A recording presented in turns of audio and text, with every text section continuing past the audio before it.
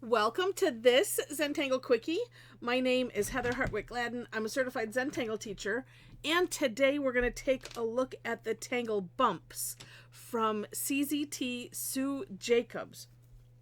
So as I was nosing around looking for the tangle that would jump out at me, this one did, and I'm like, oh, okay, I should really conquer this. This was not I don't know if I would call it a nemesis tangle, sort of. I tried it a long time ago because this one came out, looks like around 2014. And I just remember trying it going, yeah, okay, that looks awful. I don't understand. All right, well, we're going to move on. So I'm like, all right, let's take a look at it again and see. All right. And yeah, it's not so bad. Okay. It kind of has that randomy, you'll see. All right, in the center of wherever you want this to be, we're going to do 3 C-shaped curve lines, all connected. Get over here, thing.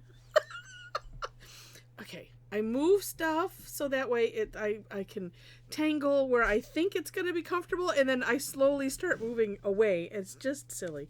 All right, my hand is apparently having some stage fright issues. All right, we'll have a talk later. All right, anyway, okay, so 3 little C-shaped curve lines just like that in the center of wherever you want it.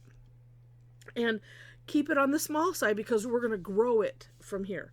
Now, I did take my normal liberties and I expanded some of the steps because I'm thinking that's maybe where I got hung up previously. I don't know. But it actually, it helped me. And also because I kept also, combining some things. Anyway, you'll see. All right. So once you have it once around, then we're going to aura the whole thing. And this one is nice because you don't really, it's kind of on, sort of on the whimsical side. So if, it's a little uneven, cool. It's awesome. All right, next. Okay, where we have these little bumps, we're going to kind of aura just that section. It's kind of how you make birds in the distance. All right, so just those. Then, same thing, but just a little bit coming in away. So it's a little bit smaller, like that. And I am fine. And I don't need to turn my tile every time. All right. So a little bit smaller. Ooh, that kind of looks cool, just like it is. All right. Then, on the last one that we did, we're going to put maybe 3 bumps, maybe 2 bumps, see whatever fits. And we'll do that all the way around. All right. Mine were being taller before, but that's okay. I think this is a good way to do it. Kind of flat. Take a look at it for more inspiration link, though, because you might come up with, even some different ways. All right. So then, this first, partial aura that we did, we're going to take that and essentially aura this.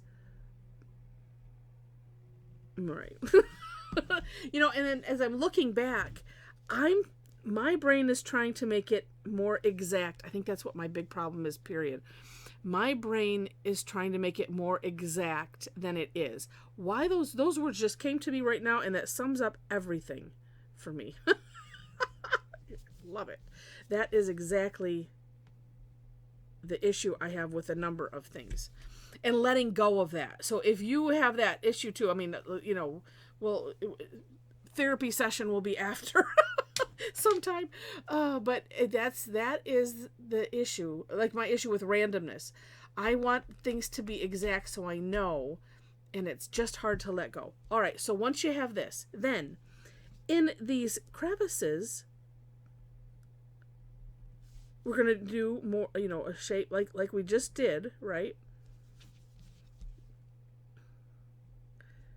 So kind of aura-ing these sides, then, and this is where I would just, I'll just put one on top. If you do that, just put a little one on the inside. The pattern is essentially, we're going to aura, and then, aura, make this shape, and then aura around the outside. But like I said, if you end up doing, moving ahead, because I kept doing that, and I'm like, oh, stop. Now this one was interesting because on Sue's steps, and if I've gotten a little quarters because I moved my head away, yes, this would be her step 8, and she just does 2 C shapes. So then, as we're moving on, I almost did it. This is why I kind of almost like doing a stroke, then come back and do all the others, one step at a time versus putting a bunch in. This is just for me on this one. There are some where I need to complete the whole thing, then move on to the next box or whatever it is. And you find your rhythm and what works good for you. And I share all of that so that way you do find that if you're not thinking on those lines, think on those lines, because that's what makes it all more enjoyable. You get more out of the meditative part of it when you find that groove and you can just lose yourself in it. Okay, and then here last, right, we're gonna come over these with an aura. I could have put maybe a couple other bumps in there. I'm gonna do that there. All right, and then you have to look at the finished one to get the next steps. I kind of did put them in red a bit before I finished it, because here's where it's like, okay, well, I don't have any of those like cool crevice things anymore. So what do I do? This is where I'm like, all right. And so and then again, looking at hers, and I'm sharing my thought process because I'm hoping that it helps. All right. So just find a place that, okay, here's kind of a crevice.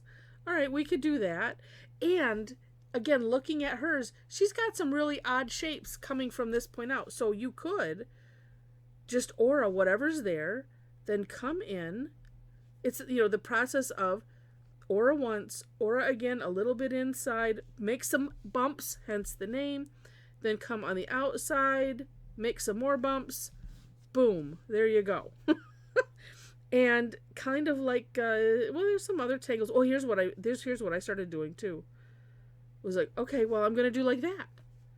And then do the littler aura, add some bumps, come up, add some bumps. And I'm not caring how many bumps I have because it's called bumps. It's called bumps for a reason, probably, because we're putting bumps in. And then too, I'm like, okay, well, we're working towards this side. I'm going to come over here. Let's work over to this side. Well, I can make that kind of a straight line. And then just remembering that we're doing this inside thing. I'm all hooked on the bumpy things here, and it's just kind of going crazy. All right. And then just work as you see fit. And I'm thinking the idea, right, is we have, well, for the most part, don't look at that, aura'd sections. And aura'd sections, and we're adding bumps. That's what we're doing. All right, let's put some over here. What is it? The Tangle, Pangea. I always get it mixed up because they were released at the same time. Pangea and Mirth. I think Pangea was the outside bit, and it was similar to this, where you're putting like an amoeba type of shape, and then aura-ing part of it. Let me finish this one here. Like I said, I'm not worrying about. I'm just making it bumpy. So like we're coming in here, we're aura-ing a little bit here. This one just happens to work out really nice. But it was like you're aura-ing partials, and it's just, I don't know. If your brain works a little too much like mine does, then just know that you are you have company. We can do this. And then too, it's like every once in a while, just take a step away, and then okay, well, let's see, where do I need to add some? Oh, I'll add some here. Well, okay, let's add like that. Alrighty, that looks good. And there we go. And just keep growing it however you wish. Now, shading. I have no idea. No, I'm just kidding. This is one I just want to look at. Oh, so going back, and I will be putting 2 links in the description section. One to, well, actually, it's pretty easy to find. Maybe I'm just going to put the Tangle Patterns link in there because that's easier. And then as you read it, there are, I didn't look at the other links, but there, you know, she always puts a link in with a pink here. Oh, I see. Okay. Oh, really neat. Okay, we're, you know, ones where she's used it. Anyway, so take a look at those links, and in one of Sue's thumbnails, she filled in that little inside section. Oh, so if you need something high contrast, there you go.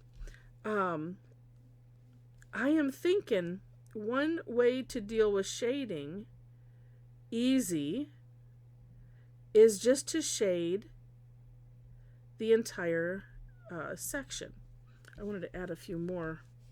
Maybe let's just go out here. I'm just gonna add stuff. And okay, it's bumpy, and there. Okay, now there we go. That looks more like what we're doing. I tell you what, it is so hard to just do. I mean, yeah, in my head, I'm like, okay, just take a breath. Just do. Have fun. Just do.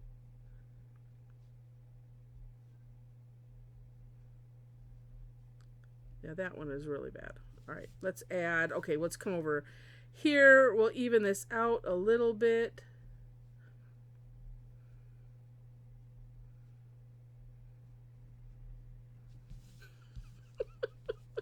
You can go, this is like a, you know, well, in the U.S. here, Lay's potato chips. You just can't stop at one. Don't know where to stop. And some of it could be just, you know, making your own shape and not worrying about auraing some of it. Right? Could be. All right, let's just leave it at that. Okay.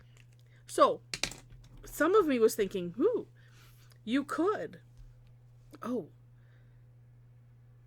let's do it. Okay, since I'm going rogue here, so we're just gonna do it.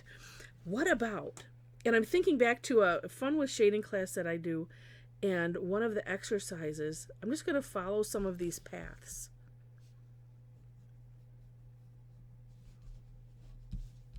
And it made me think of, oh, that might look kind of neat. So I'm just, like I said, following some paths, not worrying about too much of anything. And then and then I could still do the outside, because then it'll still look neat. But then we'll see what this looks like. And I'm just going wherever I'm spreading it to both sides. I'm not worrying about anything. Sometimes we need these not worrying about anything ones. What if we did this? Let's bring it all in to the center, wherever those were coming from. Okay. And spread that out so we don't see those. That's kind of cool if I do say so myself. And then it could just be, you know, however you want it to be random. All right, my first thought was this. So kind of loosely going on the outside. And this honestly would be a great filler tangle. So that way you're, the only shape I was filling was the whole tile. So if you have a section and you're, you know, this would be a great filler, because then you have, you know, some parameters on where to stop. Oh, see, look at that. That looks neat. So you can kind of see how it would look both ways. You don't have to do that middle, but it is kind of neat. Just depends on, you know, how you've done it. Interesting, if I do say so myself. And then you can have fun with, if you need to add more, all of that. All right. Well, I hope that you enjoyed it. Thank you for having fun with me. I feel like I've maybe somewhat conquered this one, and I'll have to find. I'm sure it's in some little book somewhere. I only have a couple little sketchbooks that I used to carry with me, and so I'd see a tangle that looked neat, and I'd try it in there. I just want to go a little darker on this edge, just to give it a little more dimension. And this is probably one that I scribbled out. Oh, but I tell you what, if when you tangle for a little bit, go back to those ones that you think are your nemesis, and try to just, an open mind, just say, all right, I'm going to pretend like I've never seen this before, and we're going to give it a shot and just see what happens. Cause you just never know. You might still go, okay, yeah, nope, still never doing this one again. You never know. All right, so if you enjoyed it, please click the like button. If you liked it enough to see more, would love to have you subscribe to the channel. In the description section, you will find the links to the step outs. Both, I always have my own version, and then link to the creator of the tangle. Below that is a link to my link tree, where it has everything else. Link to my website where you can follow my blog, see the classes. I'm not even going to mention the categories. I have some tangles listed. It's mostly in the daily tangle. Someday I will get to categorizing them as I wish. But if you go to what I call the homepage of this channel, you can, from here, you can click on my picture or my name. Or if you're on the link tree, just click on the YouTube icon and look at the playlists. That's where I have things categorized. This would be fill in. I think that's pretty much how I would categorize it. But like flowery, leafy, steampunk, out of this world, Valentangles. So as I put them on, if it fits into a category like that, that's what I've been doing. That's my goal for my website. So someday I'll get there. And what else? Oh, Facebook. If you happen to be on Facebook, I do spend most of my time there. I have other links, Pinterest, Instagram. I spend some time. I need to spend more. But, it's one of those, 24 hours in a day type thing. But if you happen to be on Facebook, follow me there on my page. And then if you want to join in the conversation and be a part of our Tangle Addicts community, we'd love to have you join us. There are 4 questions that you have to answer in order to gain entry. And then that is it. Let the fun commence. It's a bunch of really great people. So lots of fun. All right. So with that, thank you so much for watching. And, oh, wait, by the way, because I didn't mention it, I like to make sure to mention, I do classes twice weekly. You'll see them on my website. A lot of them are free. I just want to make mention of that. I do have some that I charge for. I do have a membership club thing, but I do a lot of them for free. So come and join us. Have fun. And then, the rest will come if, just depending. All right. So with that, thank you so much for watching, and I wish you happy tangling.